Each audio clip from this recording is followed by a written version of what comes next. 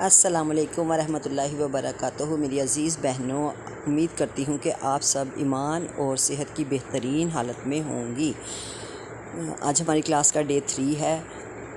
پچھلی کلاس میں ہم نے سورہ بقرہ سٹارٹ کی تھی، تو اس کے بارے میں اللہ تعالیٰ نے قرآن پاک میں جب سورہ بقرہ میں 4 کیٹیگری کے بارے میں بتایا ہے۔ سب سے پہلے متقی تھے، جن کے بارے میں نے آپ کو سمجھایا تھا کہ متقی کون ہوتے ہیں۔ متقی وہ ہوتے ہیں جو غیب پر ایمان لاتے ہیں، نماز قائم کرتے ہیں، اللہ کے رزق میں سے خرچ کرتے ہیں، اور آپ صلی اللہ علیہ وسلم پر اور قرآن پاک پر ایمان لاتے ہیں، اور آپ صلی اللہ علیہ وسلم سے پہلے جو کتابیں، صحیفے اور رسول اور پیغمبر اللہ تعالیٰ نے نازل فرمائے ہیں ان پر ایمان لاتے ہیں، اور آخرت کے دن پر یقین رکھتے ہیں۔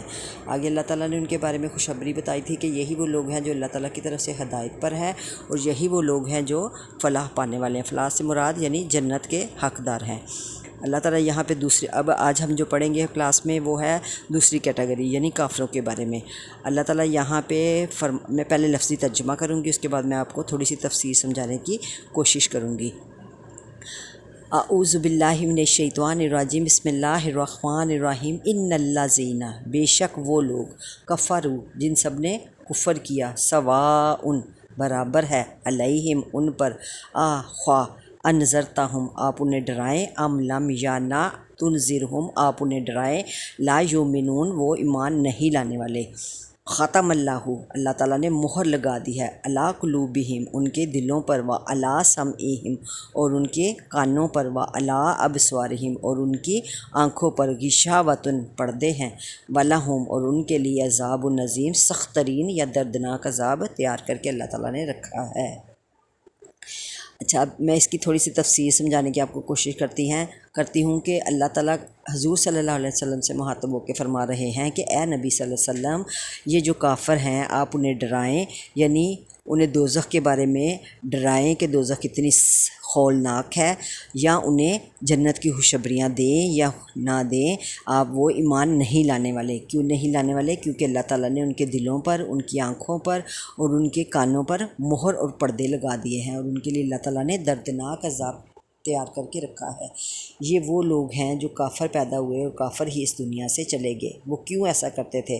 کیونکہ وہ آپ کو پتہ ہے کہ وہ علماء یہود جو تھے، وہ ان کو پتہ تھا، ان کی کتاب میں لکھا ہوا تھا کہ وہ تورات میں لکھا ہوا تھا کہ ایک نبی آئیں گے جو آخری نبی ہوں گے، قرآن پاک آخری کتاب ہوگی، لیکن وہ اپنے حسد، اپنے بغض، اپنے وہ کیا کہتے ہیں اس کا تکبر کی وجہ سے، وہ کہ ہم اللہ تعالیٰ نے ہمیں اعلیٰ قوم بنایا ہے، اور اس طرح اگر ہم ان کی بات مان لیں گے، نبی پر ایمان لے آئیں گے، تو ہم یعنی کہ ان کے مطابق زندگی گزارنی پڑے گی، اور وہ ہم سے اعلیٰ ہو جائیں گے اور ہم نیچے ہو جائیں گے۔ اس لیے وہ آپ صلی اللہ علیہ وسلم پر ایمان نہیں لاتے تھے۔ اسی نفرت کی وجہ سے، اسی بغض کی وجہ سے، اسی کدورت کی وجہ سے، اسی تکبر کی وجہ سے وہ آپ صلی اللہ علیہ وسلم پر ایمان نہیں لاتے تھے۔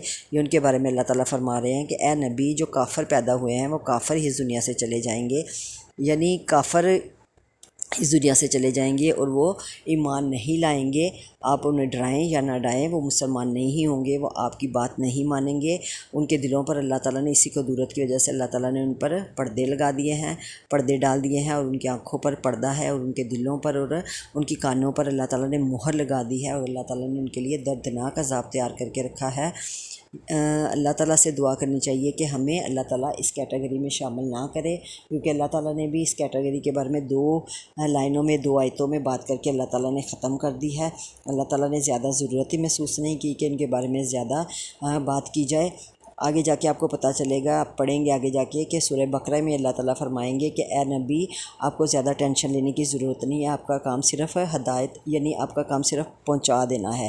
جو پیغام میں نے آپ تک آپ کو پہنچایا ہے وہ آپ آگے پہنچا دیں۔ آپ ان کے بارے میں زیادہ ٹینشن نہ لیں، آگے سے ہدایت دینی یا نہ دینی میرا کام ہے، یعنی اللہ تعالیٰ فرمائیں گے کہ میرا کام ہے، میں ان کو ہدایت دوں یا نہ دوں، آپ کا کام صرف پہنچا دینا ہے۔ یہی بات اللہ تعالیٰ یہاں پہ فرما رہے ہیں کہ آپ کا کام صرف پہنچا دینا، آپ نے ڈرائیں یا نہ ڈرائیں، یعنی کہ وہ ایمان نہیں لانے والے، وہ ان کے دلوں پر، ان کی آنکھوں پر اللہ تعالیٰ نے پردے ڈال رکھے ہیں، اور ان کے لیے اللہ تعالیٰ نے دردناک عذاب تیار کر رکھا ہے۔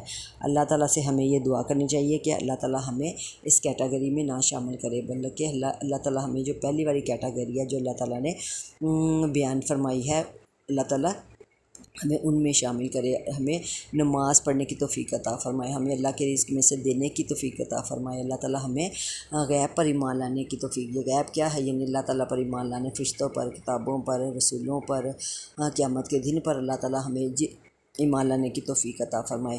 جو بندہ قیامت کے دن پر جسے یقین ہوگا کہ قیامت آنی ہے، وہ اپنی زندگی بہتر سے بہترین کرنے کی پوری کوشش کرے گا۔ ہمیں بھی اللہ تعالیٰ توفیق دے، اور اللہ تعالیٰ ہمیں بھی ہدایت دے اور سیدھے راستے پر چلائے، اور ہمیں بھی اللہ تعالیٰ متقیوں میں شامل کر لے۔ میں آپ کو بتاؤں کہ کسی نے حضرت عمر رضی اللہ تعالیٰ عنہ سے پوچھا تھا کہ متقی کسے کہتے ہیں، تو حضرت عمر رضی اللہ تعالیٰ عنہ نے فرمایا تھا کہ ایک جھاڑی دار علاقہ ہے، راستہ ہے، تو آپ نے وہاں سے گزرنا ہے، تو آپ وہاں سے کس طرح گزریں گے؟ آپ اپنے کپڑے بھی بچائیں گے، آپ اپنے سب کچھ بچا کے ہر طرح سے بچنے کی کوشش کریں گے۔ متقی اس کو کہتے ہیں۔ تو ہمیں بھی اللہ تعالیٰ متقیوں میں شامل کرے۔ ہمیں یہ دعا کرنی چاہیے کہ اللہ تعالیٰ ہمیں بھی متقیوں میں پہلی والی کیٹیگری میں شامل کرے۔ انشاءاللہ تعالیٰ کل ہم تیسری کیٹیگری کے بارے میں پڑھیں گے۔ اجازت دیجیے۔ السلام علیکم ورحمۃ اللہ وبرکاتہ۔